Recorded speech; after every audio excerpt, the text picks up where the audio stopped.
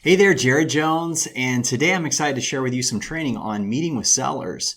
Everything you need to know about going on a listing appointment and meeting with the seller and having the win, coming back with the document signed and being in a good position to list the home. So number one, when you go to a listing appointment, arrive early. There's no such thing to being on time to a listing appointment. Be early. Give yourself room. Always prep for a confirmed listing appointment as early as you can, hours in advance. Usually we do not set these fast because listing appointments do require some research before you actually head to the property. But you don't want to come in a rush. You don't want to come off sweating. You don't want to come off the idea of sweating, not physically, but sweating in terms of feeling rushed and feeling out of flow when you arrive to the home. So give yourself a chance to drive the neighborhood. Find where the local amenities are so that when you sit down with a seller, you can say, you guys have a great community here and here's what you have. So when you arrive to the house, depending on what you drive, if you don't drive a flattering vehicle, don't park in direct line of the door. Sellers a lot of times will walk you out as a common courtesy. So don't park in the driveway ideally and don't park right in direct line of sight. I would try to kind of keep that somewhat, give yourself some room there. The other thing too, when you arrive, I typically bring my Mac and I bring a folio, business folio like this, a leather one. You do not have to spend a lot of money on those. I've bought them on Amazon. The one I just showed you, I purchased on 𝐤𝐡𝐚𝐭'𝐬 website, which is a men's clothier. They actually sell things like computer bags and they'll go on sale and you never buy anything full price. I think you can get a great one for under $100. That's super sharp. You come in with your computers in a case. You don't want to use a cheap looking Velcro kind of thing. When you go to the listing, what do you need? Okay. Number one, you need your paperwork. Okay. So you need to have paper copies unless you're signing them on an electronic device, and you need to have a computer device. Okay. When you go to the property, you're on time, you have your computer, you talk to the owner about their goals. Why are they selling? What's prompted them to make the move? What do they need to have happen? What's really important to them? Okay. It's always my first question out of my mouth.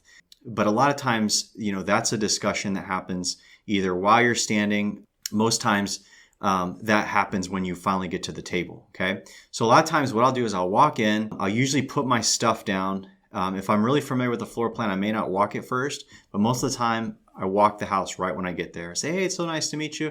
You mind if I set this down? I set it down and I usually try to find a table. I don't like sitting at a bar, like an open bar where it's like we're sitting there. It's hard to get people around. You usually want people around you. And so you can kind of sit down and go over it. Your goal really is to present and have the information there so you can show them a few things and then answer their questions with a computer.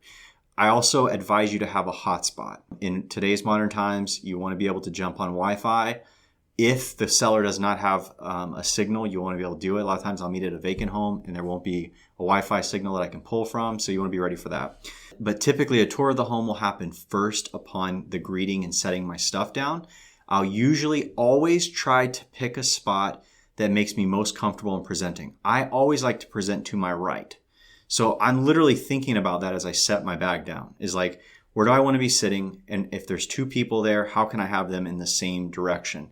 You don't want a spouse sitting on one side of you and then you have your back to one person talking to the other, or vice versa. You want both parties to ideally be on the same side of you. Okay, so that's the physical setting. Computer, paperwork, ideally in a business folio that's substantive like leather, and then arriving early. Don't park in line aside the door unless you drive something really cool. I hate to be materialistic, but that's kind of what people think. But it's up to you. I'm not trying to be too over the top on that particular point. It's not that important to me. And then you're presenting. And I'm not covering the presentation. That's on a different training video, as you know. But I want to take a few steps back, because the real premise of me providing this video is to make sure that you come into the presentation prepared. Okay, so let me walk you through a few things you need to be thinking about in advance before you go to the listing appointment. Otherwise, you are going to waste time having to come back to the property for issues and questions that are left open that could have been solved on your first visit. Let me make some points that you need to know about. Number one, make sure you are knowledgeable about the price. One of the hardest challenges that we will have in business is holding inventory that does not sell, that's priced improperly. So there's plenty of information on pricing properties. There's information you could share with the owner right there from me on pricing the property right. But I want you to have solid knowledge of how much supply and demand is in the marketplace in a given subdivision. How fast is it declining or appreciating, or is it staying stable? You want to be able to know that, okay? The time consequence of the neighborhood. Is it going up? Is it going down? And what kind of percentage, how rapidly is that happening? Easy to pinpoint, and you should know it. The next thing is you want to know the price of the home you're going to depending on the condition it's in, okay? So I'm automatically going to homes. I've done this over the years, sold a lot of listings where I'm obviously showing up to the house for the first time. I don't know what's behind the door. And the way that I really became effective in making sure I recommended a great price is I was able to look at all the inventory of the solds and pendings particularly, and then was able to tell what I would price the home that I'm about to see based on if it's in excellent condition, if it's in average condition or good, and if it's in fair being usually the lowest condition that we see, which is kind of beat up. And so I usually have steps, not a range. I mean, some people say, market value is a range. Here's the low and here's the high. I wouldn't do it that way. I would try to say, in my head, if this has got top of the line, it's going to be up here. This is the highest it can stretch. Here's what good is going for based on this house, this house, this house. And here's what fair to poor might be looking like, okay? So you want to know, and by the way, you are not to go and price homes on your own until you've got 2 to 3, 4 months behind you being shadowed with me or with one of the leads, okay? Team leads. So you cannot price property. I mean, this is so critical that if you don't know what you're going in with and you just kind of wing it, you're going to have a lot of issues with unsold inventory. We don't want that. Very, very important. Look in the comps. See if there's an exact model sale of this home you're going to, okay? And also look and see if maybe this particular home has not been on the market before. If it has, you've got a big advantage because you'll have the measurements and all that. I'm telling you this because before you go to the home, you might find that it's a custom. We don't know how big the kitchen is or the living room. You're going to need to have an electric measuring tool to measure the house, okay? We should have one at the office. If you need one, we can provide it. Or if you have one, if you're going to get one.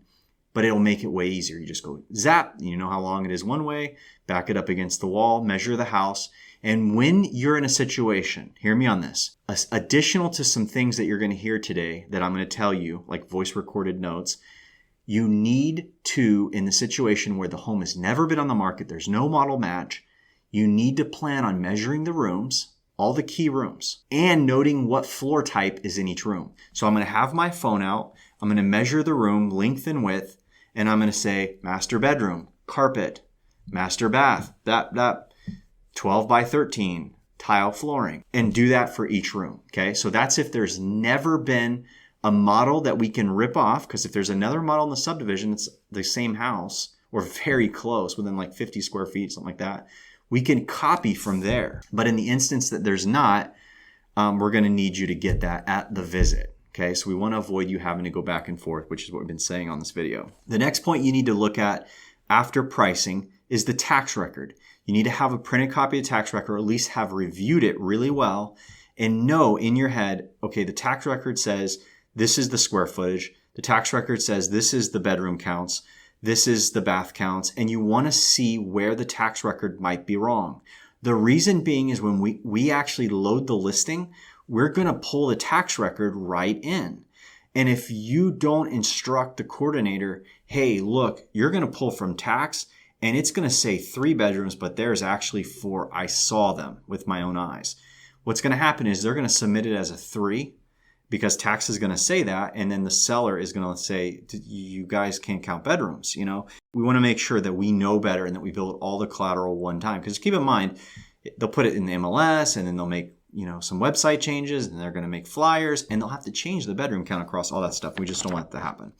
Make sure whenever you're getting the listing live, we need schools in there. Always make sure that you've checked the schools. Be careful when you go in the MLS. I mean, we can check the schools from the MLS, but, sometimes they switch. In Florida, certain areas are growing really fast and the school zones change year to year. So you want to make sure that we're putting the right school zones in. I know our coordinator will do it, but you just want to double check. Know what the tax record says. We talked about that. Be suspicious of square footage abnormalities as well. Didn't mention that. But if you see like, oh, this says 1,500 square feet, but man, it felt like 1,800. And you look around and you see that there's a new room addition, you want to start asking questions. Because if the tax record is 15 and they've got 17 and they tell you, yeah, I've got like 1,700. You're like, well, did you permit that? Did it get added on through the county, or did you just enclose the patio by yourself? So if you're not confident in the gross living area, if you're not confident in the bedroom counts, ask the client. So now let's talk about some features, okay? Now we kind of talked about the setup, we even talked briefly about how to deal with the customer when you're there. So let me talk to you about some important things that you want to do when you're at the house to make sure the listing appointment comes off really well. One of the best things that you can do as a professional is ask really smart questions. Okay, so let me give you a few. Mr. Seller, what made you fall in love with this house? Okay, what made you fall in love with this? I love asking the seller that because that seller at one time was the ideal buyer for the house. And whoever the next ideal buyer is, probably this house will speak to them in the same way. Since you're writing the remarks, it's super important that you grab a hold of what's important to them. The other thing I would ask is, hey, what's the top feature in this house that you appreciate now? Like maybe what they fell in love with isn't exactly what they just say. I really like that I can get on the freeway really easy. Okay. I love that the shopping center is super close. I love that, I have to go to the hospital for this treatment and it's not far away. Okay. So you want to ask those questions and figure out what is super important. Now, listen to me on this. This is super important for gaining rapport, and it's super important for the agent to have confidence in you.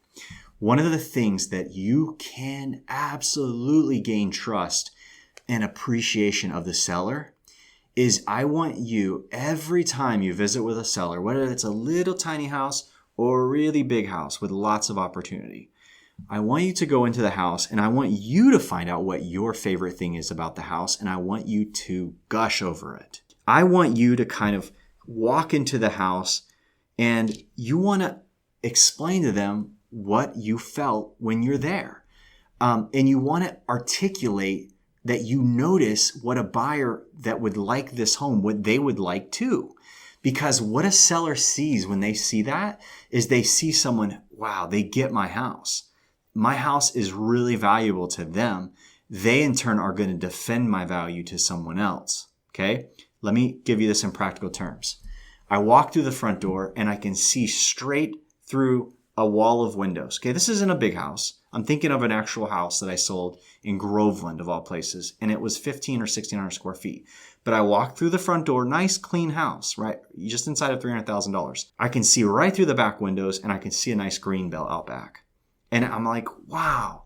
And I tell them, you know what? A buyer's going to walk in. They're going to love those views. They are going to love that your whole house is built around it. And the master bedroom was off the back, and there was these windows across the back of the house. And as a buyer, I would just love waking up in this room, and I can see the presentation of this house and how amazing it is. So that's one of the things that I want to showcase for you is like you need to get into a habit of doing this on every single listing that you go on. Fall in love with their house. There's no better way to compliment someone and convince them that you're the right team for the job than falling for their house. So preparing to do good remarks for a house. Hear me on this. If you are in a position where you end up on more than one appointment in a given day, or you have a bigger house, a house that's larger than 2,000 square feet, I highly recommend you do voice recording on your phone. So I would tell a seller, I go through the listing, they sign everything, maybe they're filling out the seller property disclosure, and I tell them, listen, you mind if I walk your home really quick and take some voice recorded notes to make sure I've got everything? I want to make sure I don't miss any features. And I'll walk through the home before I leave, taking voice recording of all the notes. And be careful, they're going to listen to you because they think that you're recording something that they don't want to talk and get in the recording. And you can tell them, hey, listen, you can talk to me while I'm recording. But the other thing I'm telling you is you got to be careful that if you don't understand a feature and you say it wrong, they're going to sit there and think that guy's a dummy. He doesn't know a coffered ceiling from a tray ceiling. So you want to talk about, it's got an upgraded ceiling, but don't say, if you're not sure, if you can't tell wainscoting from board and batten, or, board and batten from shiplap, don't say it. Don't say it out loud. Okay. So you need to do your homework. You need to describe it into your voice notes in a way that will allow you to remember it, because you need to know. Go back to the office and figure out what that feature was, because you want to write it properly. Okay. Super important. If the seller is more savvy, if they have an architectural background or a contractor, they worked in a hardware store, they're going to know what type of wood flooring they have. They're going to know cherry from Brazilian from whatever, okay? In those situations, just to come out and ask, say, hey, what type of wood flooring is this? And nail it. Get it down and put that in the listing. One other super important thing, if you walk into a home that's only a year, 2, 3, maybe even 5 years old, and the homeowner is a single owner that bought it and still lives in it, ask them for the upgrade features. Super easy to write materials when you already have the builder list of upgrades. You can sound competent. It's super strong. It'll allow you to be from a position of strength when doing those. So how do you record voice notes? Okay, practically speaking, I'll usually get up, walk by the front door. If I don't remember the front yard, I'll take a peek outside, look through the windows, and I'll walk the home and I'll talk to myself about what I'm seeing in each room. Listen to me on this. If I'm standing in the entry foyer and I have a great view, I'll say that. If it's open, I'll say that. If it's closed, I'll say it's cozy. If there's molding, if there's arches, if there's niches, where am I going from the foyer? What's to my left? The den. What's in the den? Crown molding. What's on the ceiling? There's a ceiling fan. What type of flooring is it? What do I see outside the window? Okay, so I'm going through those things as I'm walking and I'm talking and I'm giving myself a great detail. Now, I'm not going to write all these things down in my remarks, but it's going to help me say what I would really want to say about the home. All right, so now you're back at the office. You're getting ready to submit this file to the processing team. Hear me on this. When we're talking about properties that are under $400,000, I don't want a max 3 rooms that are virtually staged, under 400. Above 400, 6 rooms that are virtually staged. Don't go crazy with virtual staging. It's very expensive. Any home that we have listed, any price, any range, we can do a twilight exterior front photo. That's absolutely fine. The nicer homes, pick one in the backyard. If they've got a really cool fire pit, a nice pool. Remember, twilight is sky. So when you're picking an exterior photo for twilight, pick a really cool front photo that has sky in it. Has to have sky, or the twilight sunset look, it's not going to look good. Same with the backyard. Pick one that's got a cool vantage point that will look awesome with a sunset theme in it. And then have those picked out for the team. Those aren't as expensive. Up to 2 per listing. Knock yourself out. Go ahead and order those. The other things too, if there's any feedback or specific direction on drone, hear me on this. This is good service to the customer. If there's a major lake next door to the community, if there's a major shopping center a block away, tell the drone team where that is, or tell our orders unit, like our transaction coordinator, hey, Winter Garden Village is right next door, shoot in that direction. Maybe pull a map and put an X on it, okay? Send it to them. The community park is right here. Send it to them. Because remember, you're in the home telling them that we shoot the amenities from the air. So make sure they shoot the amenities from the air. So you're the person that can know that and do that research, okay? So super, super important. Once you do that, smaller homes that are smaller than 2,000 square feet, they only need a 15 photo set for regular photos. That means in the house. Once you go over 2,000 square feet, then you're going to need 20, 25 photos or more. And I think it cuts off at there's 15 and then there's 20 plus. Okay. So when you're dealing under 2,000 square feet, just do the 15 photos, which means you're going to do 15 photos on the ground plus 2 twilights plus drone, which is another 6 to 8 on top of the 15. So you're going to have a lot of photos nonetheless. When you start going over 20 and we're talking about ordering, when I say 15, I'm just the interior photos of the house, inside the home and the front shot and the back shot. That's all I'm talking about at ground level. Under 2,000 feet, it's a 15 photo order. Above 2,000 square feet, then you're going 20 plus. And then again, you got all these additional add-ons. There's going to be plenty of photos. Last thing I want to say, you're now at the office. You've sent off the new order. Here's how you open the order with the transaction team. You sit down, you send the listing to the coordinator and you detail out everything that the coordinator needs to know, okay? Now I'm going to walk you through what that is. We also have a submission sheet that you can leverage, or you don't have to leverage it, but you have to make sure you get them all the information they need to follow and serve our customer. But here it is. Is there a sign? Yes or no? Are we doing an in-home flyer? Almost always there's a sign and a flyer. Is there a lockbox? Yes or no? Is there a special request where you want the lockbox put? Is there special showing instructions? There always is. It's vacant, it's occupied, no showings on Sunday, whatever that is. Put that in, okay? Then you're going to send your photo instructions, which I just went over. Here's the photos. Here's the drone. Get 2 twilights. Tell them exactly what the order is. By the way, virtual staging, you want to pitch that when a customer has one empty bedroom that looks crazy, or they have a bedroom that it's set up as a gym and it looks ugly, or they have a bedroom where they put all their junk. We can change that into a nice looking bedroom. So you want to hide that virtual staging service up on vacant homes and on non-vacants. Now keep in mind, obviously, if it's not a very expensive home, let them know we're going to stage the main living areas. We're not going to stage every room, and that's going to be fine. We're going to stage the master bedroom. We're going to stage the main living areas. So usually we'll do master bedroom, we'll do living room and dining room, for instance, and that'll be it. But as far as the orders are concerned, you're going to put all that into the order sheet, and then put the remarks. So the team can basically build the flyer. They know everything they want. If there's any special instructions on how you want all this delivered, what is our time expectations? Make sure the transaction team it's a fluid transfer, and tell them how you want them to communicate with the client. Does the client like text? Do they like to communicate on the phone? Do they have no text and only have a landline? Do we have to mail them? Because that's how they operate. Make sure you keep trust with the client. And obviously when you're at the client's house, you're going to ask them those kinds of questions to make sure that you can roll with it. But again, we do have a submission sheet. If you want to leverage that, you're welcome to. Otherwise, you can simply put all this in an email. As long as it's thorough, it's going to be a great handoff, and that person's going to know, hey, I'm going to go in Real Geeks. I'm going to find this client. I'm going to contact them based on this confirmation. They're going to take over for you. Okay? Super exciting. One last thing. One super important tip for you. When you're about to list the property, pull the recent solds in the area, and you could go back like a year. Look at the agents in the area that got the home sold for the most money or for a great price. What did they say in the remarks? Because there's going to be clues. I love when I go in there, there's certain agents, some of these agents that run that neighborhood, they have great remarks on the amenities.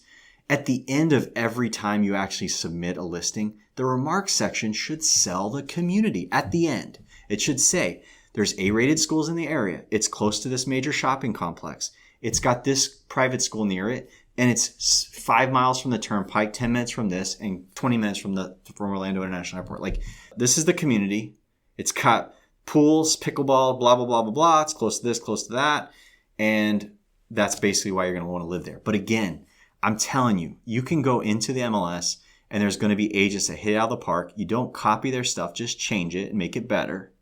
And then use, especially the bottom end of the remarks. There's always somebody that just hits out of the park, and we want our listing to read the same way.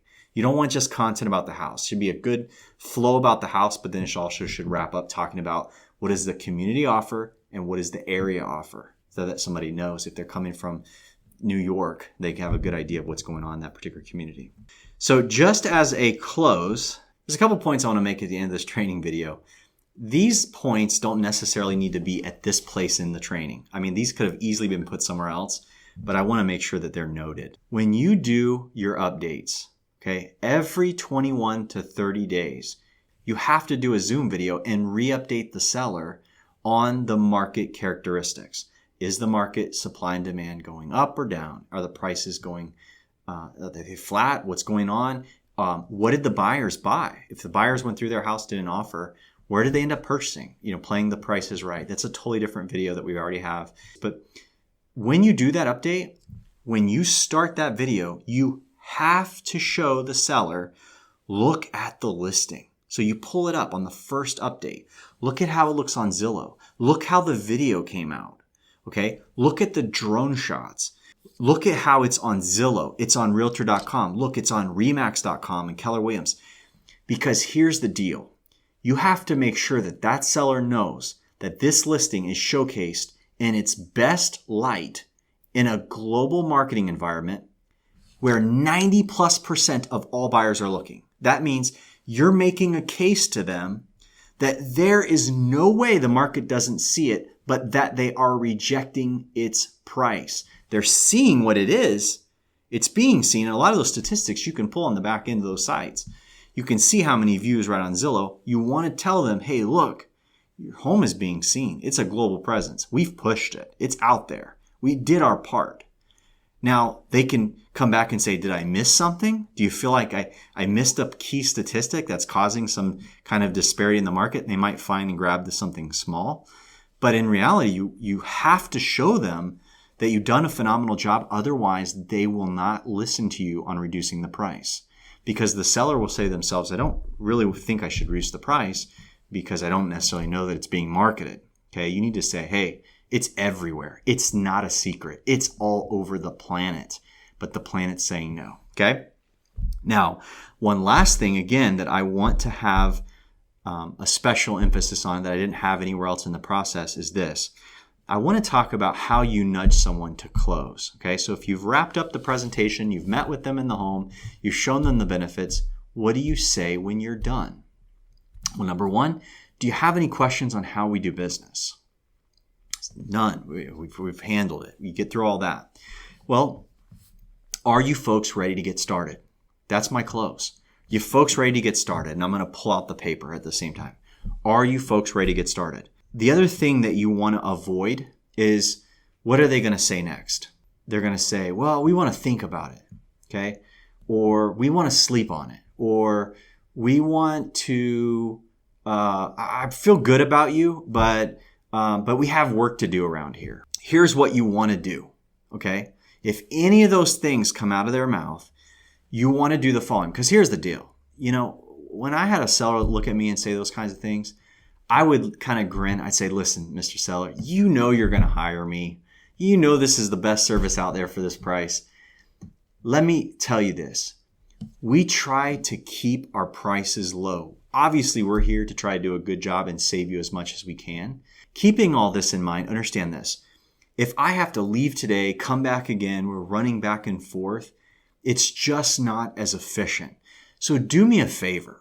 Why don't we get the paperwork out of the way? And you can still get all the things that you need to do, get them done. And then if for some reason you change your mind, we can simply cancel the agreement, okay? Because the agreement is terminable. So you guys know that because that's what we advertise. But they may not be aware, and so that might help them. But the point is this, Mr. Seller, I'm busy. You folks are surely busy. Why don't we just get it out of the way now? We're both here. And then if any reason something doesn't work out, we can toss the deal and cancel and move on. How does that sound? And that's all you have to do. You don't have to press the issue. Just say something that they may not be aware of, which is you can still do the work. The listing's not going to go on until you tell us to. And at the same time, if for some reason it's not the best option for you, you can cancel. And then that will keep you from having to boomerang back. Avoid the boomerang. It's not about being pressure. It's about saving you time. Think about that. You might think to yourself, I don't want to pressure them. You're not pressuring them.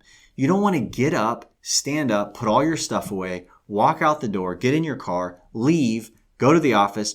3 weeks later, put all that stuff back in your car, come back over, think about the energy of all that and redoing in your mind what you were doing, who they are, why they're doing it, and then starting this over again. It's so much energy and time.